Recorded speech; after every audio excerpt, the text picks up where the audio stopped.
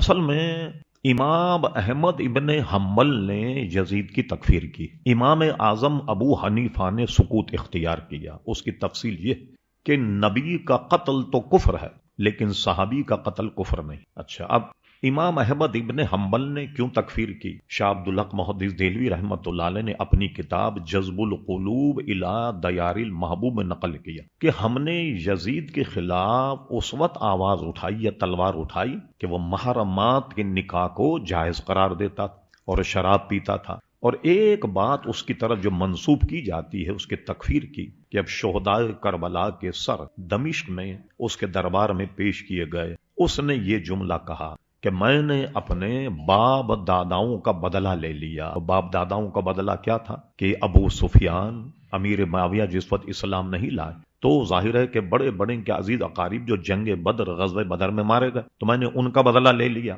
اگر واقعی یہ جملہ اس نے کہا یہ تو کفر ہے۔ تو یہ بات کہ محرمات کے نکاح کو جائز قرار دینا اور یہ سارے مسائل امام احمد ابن حنبل تک پائے ثبوت کو پہنچے، ثقہ راویوں کے، انہوں نے ان کی تکفیر۔ امام اعظم ابو حنیفہ رضی اللہ عنہ کے نزدیک یہ باتیں پائے ثبوت کو نہیں پہنچیں، انہوں نے تکفیر نہیں کی، لیکن اس میں شک نہیں کہ وہ ایک ظالم تھا، ایک جابر تھا، اور بہت بڑی اس کے ذہن میں فرعونیت تھی، اس کے گناہگار ہونے میں تو کوئی شبہ نہیں۔ اچھا، امام اعظم ابو حنیفہ موقف یہ ہے کہ سکوت، یعنی کوئی کافر کہے گا ہم کافر نہیں کہیں گے، کوئی کہے گا تو ہم اسے منع نہیں کریں گے اگر اس کے پاس اس کے دلائل ہیں، لیکن امام اعظم رحمت اللہ علیہ نے خود اعلی حضرت فاضل بریلوی نے اس کی تکفیر نہیں۔ بہت سے لوگ کہتے ہیں دیکھیں بعض حضرات نے یزید پر لعنت کو منع کیا کہ لعنت مت کی جائے۔ علامہ امام جلال الدین سیوطی رحمت اللہ علیہ جو تقریباً 9ویں ہجری کے امام ہیں، اپنے وقت کے مجدی، بہت بڑے عالم،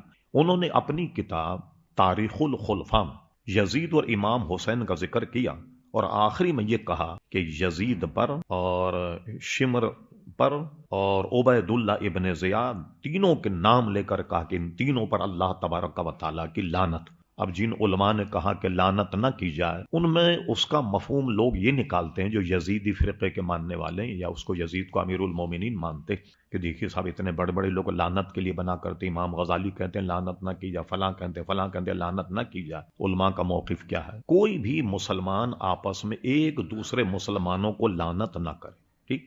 موقف کیا ہے؟ ایک دفعے آپ بیٹھ کر کے کوئی تسبیح لے لیں اور اس سے کہیں کہ یزید پر لعنت ہو، یزید پر لعنت ہو، یزید پر لعنت، پوری تسبیح پھیر دیں آپ، اور اگر آپ اس تسبیح پہ اللہ کا ذکر کریں، درود شریف پڑھیں، تو دونوں میں فائدے مند کون؟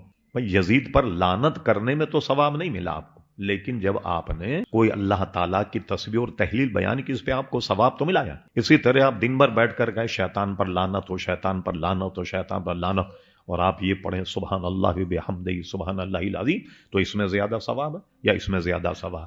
یہ علماء کا موقف۔